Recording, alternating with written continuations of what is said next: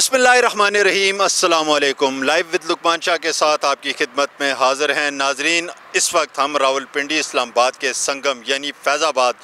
जिसे धरना पॉइंट भी किसी दौर में कहा जाता था, मुख्तलिफ़ अदवार में मुख्तलिफ़ जमातों ने यहाँ धरने भी दिए। हम फैज़ाबाद में मौजूद हैं और यहीं से रास्ता सीधा इस्लामाबाद यानी ऐवान इक़्तिदार को जाता है, पार्लियामेंट हाउस की तरफ। देखते हैं कि 8 तारीख यानी कल शाम के बाद कौन सी जमात एक बड़ा काफ़िला लेकर पार्लियामेंट पहुंचने में कामयाब होती है और कौन सी जमात ऐसी होगी जो इस पॉइंट यानी फैज़ाबाद पे धरना देने की पोजीशन में होगी। हमारे साथ सीनियर साफ़ी सजाद अब्बासी साहब जो उम्मत अखबार के एडिटर हैं वो मौजूद हैं। हमारे इस तरफ बिलाल डार साहब मौजूद हैं, ये भी सीनियर साफ़ी हैं, मुख्तलिफ़ अदवार में ये ट्रेड यूनियन भी करते रहे। हम इनसे आज जानना चाहेंगे कि फैज़ाबाद का ये मुकाम किस जमात को आगे जाने की इजाज़त देगा और कौन सी जमात होगी जो यहाँ धरना देने पे मजबूर होगी। सजाद अब्बासी साहब, हम आपसे शुरुआत करते हैं। ये बताएं कि आने वाले दिनों में आप किस जमात को देख रहे हैं कि वो एक बड़ी तादाद से इस्लामाबाद की जानब यहाँ से रुख करती जा रही है? बहुत शुक्रिया शाह साहब। बात यह है कि पाकिस्तान में जो इंतखाबी माहौल बनता है वो कोई एन पोलिंग डेट से 1-2 हफ़्ते पहले जो है वो सही समझ में आता है कि हवा किस तरफ चल रही है। दूसरी बात यह है कि जो कुछ जमातें लेवल प्लेइंग फील्ड की बात कर रही थी कुछ अर्सा पहले, तो वो लेवल प्लेइंग फील्ड जो है वो ऐसा लग रहा है कि दूसरे खिलाड़ी जो हैं वो कम से कम हो गए हैं या उनके लिए फील्ड इतनी सख्त कर दी गई है कि मामला यकतरफ़ा होता हुआ नज़र आ रहा है। ये दूसरी तरफ वाले इल्ज़ाम के तौर पर कर रहे हैं फ़िलवक्त, लेकिन इशू ये है कि जिस तरह 2017 में या 18 में हुआ उसका रेप्लिका होता हुआ हमें नज़र आ रहा है। नून लीग जो है वो बड़ी अक्सरियत के साथ आगे बढ़ती हुई नज़र आ रही है हमें। ये तो सियासी जमातों की अपनी कमज़ोरी कह लेंगे ना। 2018 में लेवल प्लेइंग फील्ड कह रहे हैं, वहाँ भी पिच सख्त थी और आज भी सख्त है। तो ये सियासी जमातों की नाकामी कह सकते हैं कि वो अपने लिए एक ग्राउंड ऐसा बना नहीं सकते जिससे वो सुकून के साथ और एक अच्छा इंतखाबात कराने में कामयाब हो जाएँ। देखिए, बुनियादी तौर पर ये कमज़ोरी तो ज़्यादा सियासी जमातों ही की है कि पिछले 75 साल में हम ऐसा सिस्टम अपना जो है उसको मैनेज नहीं कर सके और ऑर्गेनाइज़ नहीं कर सके, उसको इस्तेहकाम नहीं मिल सका। लेकिन सारे प्लेयर्स की अपनी अपनी कुछ ना कुछ इसमें खामियां बहरहाल मौजूद हैं। तो जो बात आपने की कि आगे माहौल किसका बन रहा है, वो माहौल जो है वो सारी दुनिया को नज़र आ रहा है। आज मेरा ख्याल ब्लूमबर्ग ने भी एक रिपोर्ट दे दी है और कहा यही गया है कि आपकी पॉलिटिकल स्टेबिलिटी जब मुल्क में होगी तो उसी सूरत में मुल्क आगे बढ़ेगा, सियासी इस्तेहकाम आएगा तो माशी इस्तेहकाम आएगा। मुल्क को इस वक्त सबसे ज़्यादा ज़रूरत माशी इस्तेहकाम की है और अब देखने में ये आ रहा है कि नून लीग और उसकी इत्तेहादी फिल वक्त तो आप नहीं कह सकते, लेकिन इस वक्त बात ये हो रही है कि नून लीग जो है वो सिंपल मेजॉरिटी हासिल करेगी या उसको दीगर जमात अपने इस्तेहकाम के लिए इस्तेहकाम पाकिस्तान पार्टी पर इन्हिसार करना पड़ेगा। तो ज़्यादा चांसेस जो इस वक्त नज़र आ रहे हैं, जो हवा बनी हुई है, इंटरनेशनल मीडिया भी कह रहा है और लोकल भी कह रहा है, वो यही है कि नून लीग जो है वो उसके पावर में आने के चांसेस ज़्यादा हैं। अच्छा बिलाल डार साहब, जिस तरह सजाद अब्बासी साहब कह रहे हैं कि नून लीग के पावर में इक़्तिदार में आने के चांसेस ज़्यादा हैं, लेकिन नून लीग में भी हम 2 पोजीशनें देख रहे हैं, 2 भाई देख रहे हैं। एक मियाँ मोहम्मद नवाज शरीफ जो मुसलसल वज़ीर-ए-आज़म बनते आ रहे हैं, गुज़श्ता अदवार देख रहे हैं, लेकिन ये 1.5 साल जो टेन्योर था ये मियाँ शहबाज शरीफ के पास था। अब अगर हंग पार्लियामेंट बनती है तो क्या वो नवाज शरीफ साहब ही उसे लीड करेंगे या शहबाज शरीफ साहब के हवाले कर दिया जाएगा? नहीं, ये तो डिसाइड हो चुका है और इस्टेब्लिशमेंट के 3 बड़ों की और मुस्लिम लीग नून के 3 बड़े नवाज, शहबाज और मरियम, इन तीनों की इस्लामाबाद में पिछले महीने एक मीटिंग हो चुकी है और उसमें डिसाइड हो चुका है कि प्राइम मिनिस्टर नवाज शरीफ होंगे और पंजाब शहबाज शरीफ को दिया जाएगा। हमज़ा को अभी पंजाब नहीं दिया जाएगा क्योंकि ये जो दौर है मुस्लिम लीग नून का जो आने वाला है उसमें उनका टारगेट है कि इस 5 साल दौर में हम एक ऐसी रिकॉर्ड तरक्की करें और मुल्क तरक्की के सही सफ़र पर डाल दें कि अगला इलेक्शन भी हमारी पार्टी आसानी से विन करे और अगली मरतबा ये क़यादत मरियम नवाज़ और हमज़ा के सपुर्द कर दी जाए। तो शहबाज शरीफ मरकज़ में नहीं होंगे, पंजाब में वज़ीर आला होंगे और वफाक में मियाँ नवाज शरीफ होंगे और साथ मरियम नवाज साहबा जो हैं उन्हें special assistant to prime minister, एक सेकंड कह लें डिप्टी प्राइम मिनिस्टर के लेवल की एक सीट दी जाएगी और ये भी मुमकिन है कि उन्हें फ़ॉरेन मिनिस्टर बनाया जाए। ये कहा जा रहा है, लेकिन मैं इस बात को मानने को तैयार नहीं हूँ क्योंकि फ़ॉरेन मिनिस्टर एक ऐसी पोस्ट होती है जो मुल्क में कम और बाहर ज़्यादा रहता है। चूँकि मरीम नवाज़ साहबा ने अभी पूरी तरह से मामलात इक़्तिदार के मामलात को समझना है और चलाना भी है, तो इसलिए वो फॉरेन मिनिस्टर तो नहीं होंगी, लेकिन एक मरकज़ में डिप्टी प्राइम मिनिस्टर की एक ज़िम्मेदारी उनको सौंपी जाएगी और तमाम तर अमूर नवाज़ शरीफ मरीम नवाज़ साहिबा की निगरानी में ही सर अंजाम दिया करेंगे, ताकि मरीम नवाज़ ज़्यादा से ज़्यादा ग्रिप भी करें और सीखें भी वर्किंग रिलेशनशिप कैसे बिल्ड करते हैं। अच्छा जी, जो इस्लामाबाद में ये बड़ों की मीटिंग हुई है, इसमें जो इत्तेहादी थे नून लीग के पुराने, उनके लिए भी कोई किरदार रखा गया है या वन साइडेड हुकूमत यानी सिर्फ नून लीग की हुकूमत बनाएगी? लुकमान शाह साहब, मसला ये है कि जिस वक्त तहरीक इंसाफ 9 मई के बाद ज़ेर अताब आई ठीक ठाक तरीके से, उसके बाद पीपल्स पार्टी को ये उम्मीद हो चली थी, बल्कि उनके लिए एक बड़ा अच्छा ग्राउंड बन गया था कि वो पंजाब में जो लोग उनके टूट के PTI में गए थे, MNA MPAs या उनके सपोर्टर्स, वो सारे के सारे दोबारा पीपल्स पार्टी में आ जाए, क्योंकि वो नून लीग में तो किसी सूरत जाएंगे नहीं। तो जरदारी साहब ने भी, आपको याद होगा, लाहौर में आके डेरे डाल लिए थे और एक बड़ा दावा भी किया था। लेकिन उसी दौरान नून लीग ने एक बड़ी स्मार्ट मूव की। उन्होंने इस्टेब्लिशमेंट के बड़ों को कहा कि जनाब, अगर इन लोगों को आपने पीपल्स पार्टी में ही शामिल करवाना है, PTI के लोगों को तोड़ के या टूटने वालों को, तो फिर आदम एतमाद क्यों लाए और ये सब कुछ क्यों किया था? तो इस्टेब्लिशमेंट ने उन्हें कहा कि जी अगर आप चाहते हैं तो हम आपकी पार्टी में शामिल करा देते हैं। तो नून लीग ने कहा नहीं, हमें इनकी ज़रूरत नहीं है, हमारे पास अपने उम्मीदवार हैं, हम दूसरे किसी को नहीं लेंगे। आप बस ये कीजिए कि इनको पीपल्स पार्टी में ना जाने दें, बल्कि इन्हें आप अलग पार्टी बना दें, ताकि PTI का वोट भी क्रॉस हो जाए और नून लीग के लिए माहौल बिल्कुल क्लियर हो जाए। तो वही हुआ, पीपल्स पार्टी कम बैक नहीं कर सकी। तो अब जो सिचुएशन है, आपने देखा कि अब पीपल्स पार्टी ने अपना स्टांस बदला है इलेक्शन स्टंट के लिए, और हिकमत अमली के तहत उन्होंने नून लीग को बड़ा आड़े हाथों भी लिया और बड़े तुंदो तेज़ जुमलों पर मबनी बयानात दिए। लेकिन और ये कोशिश की कि अंदर उन्होंने PTI के साथ डील करने की कोशिश की कि अब आप तो प्राइम मिनिस्टर बन नहीं सकते और आप उस दौड़ से आउट भी हो गए हैं, आप हमें वोट कर दें, आप अपने लोगों को हमारे साथ शामिल कर दें, हम आपके लोगों को रिहा भी करेंगे हुकूमत में आने के बाद और नवाज़ शरीफ का रास्ता भी रोकेंगे। लेकिन उनकी वो चाल भी कामयाब नहीं हो सकी। तो अब ये जो अगला सिनेरियो मुझे दिखाई देता है कि पाकिस्तान पीपल्स पार्टी के बिलावल भुट्टो यहाँ वफाक में अपोजिशन लीडर होंगे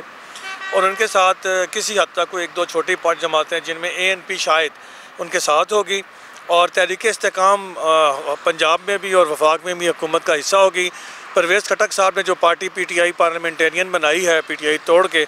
वो भी वफाक में और सूबे में नून लीग के इत्तेहादी होंगे। और सिर्फ़ क्योंकि PTI का नामो निशान नहीं होगा और अकॉर्डिंग टू इलेक्शन एक्ट अब ये ज़रूरी है कि आप आज़ाद हैसियत से पार्लियामेंट में नहीं बैठ सकते, इसलिए इलेक्शंस के फौरी बाद चंद दिनों के अंदर आपको एक डिसाइड करना है कि आपने किस पार्टी में जाना है। तो मेरे ख्याल में जो PTI के डाई हार्ड लोग होंगे, जो PTI को पूरी तरह से नहीं छोड़ना चाहते होंगे, उन्होंने कोई शेल्टर तो चाहिए, किसी न किसी पार्टी में जाना है, तो वो लोग जाएंगे पीपल्स पार्टी के अंदर, क्योंकि वो पीपल्स पार्टी से PTI में आए थे, वापस PTI में फिर चले जाएंगे, उनके लिए फिर रास्ता वापसी का दरवाज़ा खुला रहेगा। लेकिन अगर उनमें से कोई नून लीग को या JUI को या ऐसी किसी जमात को जिसके इमरान खान काफ़ी हार्ड लाइनर मुखालिफ रहे हैं, उनको ज्वाइन करते हैं, तो फिर वो वापस PTI में नहीं जा सकेंगे। सजाद अब्बासी साहब, ये बताएं कि ये जो PTI के आज़ाद अरकान अगर जीतते हैं, तो जिस तरह बिलाल डार साहब कह रहे हैं कि PTI के अपने दरवाजे तो उनके लिए बंद हैं, वो किसी और पार्टी में जाएंगे, आप क्या समझते हैं कि PTI उन्हें वापस समो सकती है? क्या कानूनी तौर पे, आइनी तौर पे PTI के पास इतनी कैपेसिटी है कि जो अरकान उसके आज़ाद जीत जाएं वो PTI में ही शामिल होंगे, या इन्हें वाकई किसी और जमात में जाना पड़ेगा?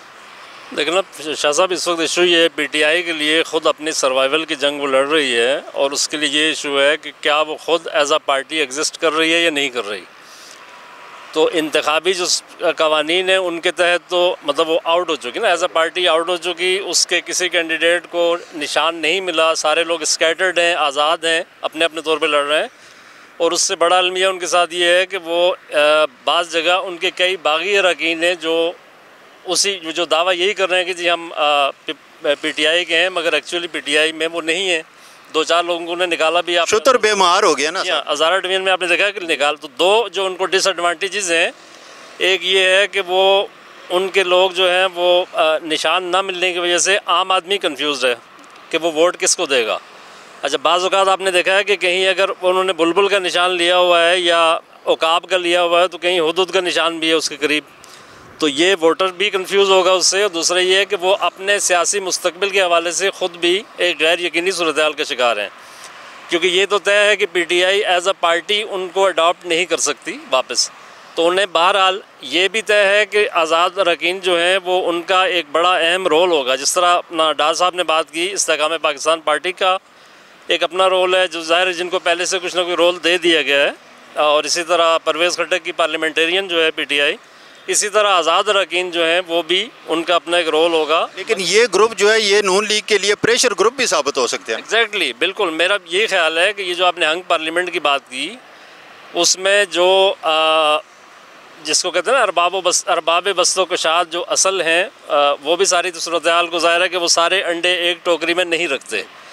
तो उसका ये है कि ये जो भी पार्लियामेंट बनेगी उसमें जिस जिसको जो रोल दिया गया है या प्रिज्यूम किया गया है पहले से, अच्छा सारी चीज़ें ये भी तय है कि सारी चीज़ें जो आप पहले से तय करते हैं वैसी होती नहीं हैं, कुछ हालात पे डिपेंड कर रहा होता है कि आगे चल के क्या सिचुएशन बनती है। लेकिन इस वक्त जैसे डार साहब ने बात की, वो यही सूरत हाल है कि सिंध में पीपल्स पार्टी को एक तरह से दोबारा उन्होंने वॉक ओवर दे दिया है। वॉक ओवर से मुराद ये है कि पहले आपने देखा होगा कि नून लीग बहुत ज़्यादा पुरजोश थी सिंध में, उन्होंने बशीर मेमन को सिंध का सदर बना, इत्तेहाद बना लिया था। जी हाँ, इत्तेहाद पीपल्स पार्टी के ख़िलाफ़ बहुत मजबूत नज़र आ रहा था, मगर वो सारा पानी जो है वो जाग बैठ गई है अब इस वक्त। इसी तरह बलोचिस्तान में भी पीपल्स पार्टी के लिए ऑलमोस्ट रास्ता हमवार है। पहले जो नून लीग के लिए हमवार हो रहा था, वो बाद में कई लोग सरफराज बुगटी समेत उसमें शामिल हुए। तो ये नज़र आ रहा है कि सिंध में पीपल्स पार्टी की हुकूमत, बलोचिस्तान में जैसे उन्होंने बात की कि उनकी छोटे छोटे हिस्से आ जाएंगे। KPK का ये इशू है कि हमारे जो परवेज़ खट्टक साहब हैं वो बहुत बेताब हैं वज़ीर आला बनने के लिए, मगर वो ये बताने की पोजीशन में नहीं है कि उनके पास दाने कितने हैं, यानी वो ख़ुद गैर यकीनी सूरत हाल का शिकार हैं। तो उसमें फिर यही होगा कि KPK में हो सकता है कि मौलाना को और इनको मिला के एक मखलूत हुकूमत बन जाए और वफाक में सबको छोटा छोटा हिस्सा दे दिया जाए। लेकिन मेरा अपना ख्याल ये है कि कोई ऐसी सिंगल मेजॉरिटी वाली हुकूमत या अक्सरियत वाली हुकूमत जो है वो उस तरह से बनती बज़ाहिर नज़र नहीं आ रही। नवाज़ शरीफ साहब का मजाज भी हमारे सामने है ना, वो साल 2 साल तो आराम से रहते हैं, तो फिर उनकी लड़ाई शुरू हो जाती है। तो इस मरतबा आप क्या देख रहे हैं कि वो अच्छा बच्चा बन के हुकूमत करेंगे या साल डेढ़ बाद उनका दोबारा वतन आज़ाद की ज़द में आना शुरू हो जाएंगे? देखिए, मेरा ख्याल नवाज़ शरीफ साहब इस वक्त अगर देखा जाए तो पाकिस्तान में जो सीनियर मोस्ट सियासतदान हैं वो तजर्बे के लिहाज से और इक़्तिदार के लिहाज से भी, तजर्बे के लिहाज से तो नवाज़ नसरुल्लाह खान भी थे, मुज़ाहिर है कि उन्होंने सारी ज़िंदगी सियासत करते हुए गुजारी, लेकिन नवाज़ शरीफ साहब वाहिद सियासतदान है जो 3 मरतबा वज़ीर-ए-आज़म रह के 4थी मरतबा बनने जा रहे हैं। तो सारा बैकग्राउंड उनके जहन में है, उनको ये पता है कि चीज़ें कहाँ से स्पार्क करती हैं, कहाँ से इग्नाइट होती हैं। तो मेरा ख्याल है कि वो बहुत सारी चीज़ें सीख चुके हैं वो भी, और दूसरी तरफ वाले भी, मतलब ये गुंजाइश तो आपको ज़ाहिर है कि दोनों तरफ से पैदा करनी पड़ेगी। और बात वही है कि सियासी इस्तेहकाम माशी इस्तेहकाम के लिए ज़रूरी है, और मुल्क का जो माशी इस्तेहकाम है वो इस वक्त इसी तरह उतना ही ज़रूरी है जितनी ऑक्सीजन हमारे लिए ज़िंदा रहने के लिए ज़रूरी है। बिलाल डार साहब, मैं चलें आखिरी सवाल आपसे ही करता हूँ कि नवाज़ शरीफ साहब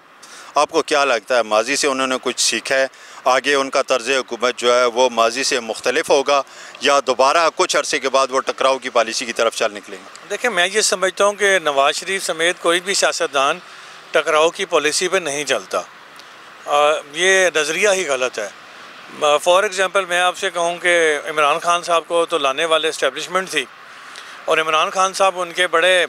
फ़ैन भी थे, बड़े मुतक़िद भी थे, लेकिन क्या हुआ, इमरान खान साहब कब उनसे टकराए तो वो नहीं थे, लेकिन जब इस्टेब्लिशमेंट के किसी ज़रा सी बात में यस सर कहने में भी थोड़ी देर हो जाए तो वो नाराज़ हो जाते हैं। और यही अलमिया नवाज़ शरीफ साहब का नहीं रहा, यही इसी सूरत हाल से